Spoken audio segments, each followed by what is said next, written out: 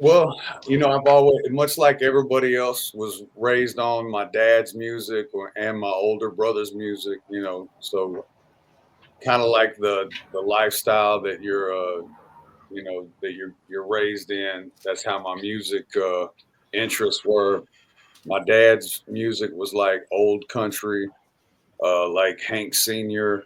and some really early Johnny Cash, Hell yeah. uh, and then some more like uh, just older. He was into like older country, and my brother, I had an older brother, and he was into like rock music, like Kiss, and thanks, babe, and breakdancing music. But before it was rap music, I was really having to listen to like East Coast breakdance music. I think it's where I got my first like introduction to a form of hip hop. Okay. So kind of like raised on those ancient sounds right there, and I always enjoyed like I'm 49, so I'm a little bit older than most, and I really enjoyed like listening to oldies but goodies when I was a kid, and I grew up on like the Fat Boys and Run DMC and Beastie Boys, like some Man, I real love the early Beastie hip hop Boys. stuff, and then Hell like yeah. my personal favorites when it came to country was like Jerry Reed. I really, Man. I loved, Hell yeah. I loved all of Jerry Reed's music. To me, was like that was like my first introduction to country rap. I It guess kind of in a way, yeah.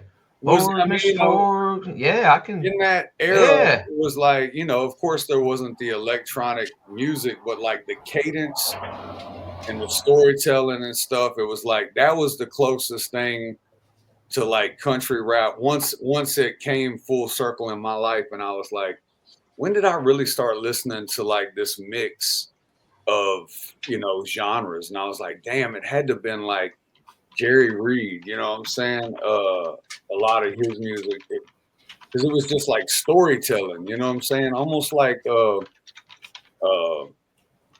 shoot, what was it? The squirrel in the what was his name?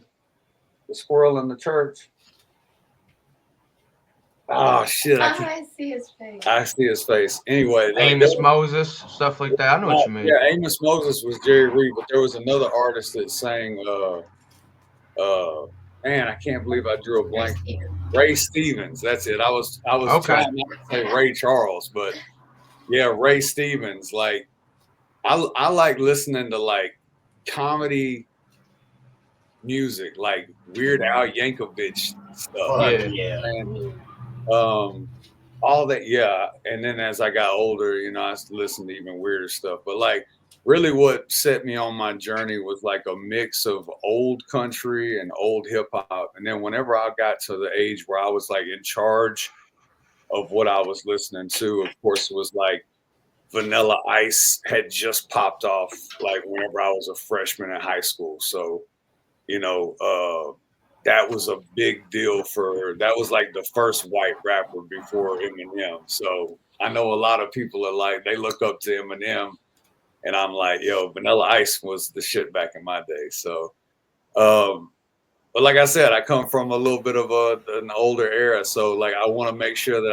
I stay true to the things that I came up on. You know what I'm saying? And Right. Digital Underground was like one of my favorite hip hop groups. And if you're not familiar with them, that's the people that did Humpty Dance, Shock G. So I know you've heard of the Humpty Dance. I've heard of it. I feel like I had this conversation on this show actually because I said I couldn't remember it and someone played it. Bro, if there's anything that anybody gets from me tonight, like just let it be some pearls of old school wisdom and like good stuff worth checking out. So like Digital Underground, Freaks of the Industry, that whole movement, of course, and that was the first group that Tupac was in. So that's kind of how I got turned on to Tupac as a rapper, was listening to Digital Underground. Okay. So like I've always loved rap. And then I just grew up in the country, and I loved whenever I was listening to this, like, a lot of this hip hop music, this early rap music. Uh, I was listening to a lot of like Hank Williams Jr. I loved Oh yeah, the whole Born to Boogie man, that's one of album. my favorites. Fuck Like yeah. that's whenever I was old enough and I had it on cassette tape, and like I could like run shit in my bedroom. I could control what my theme was music wise, and it was like Born to Boogie, and it was like Jerry Lee Lewis, Great Balls of Fire. I Dude, I love that. You know what I'm saying? you're like naming off all the old country I listen to.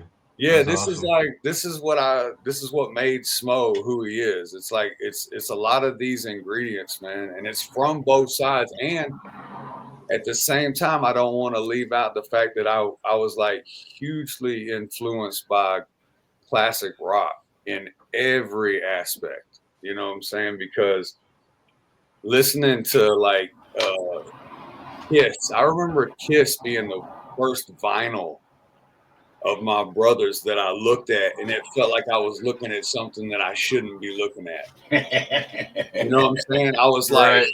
I was like, yo, because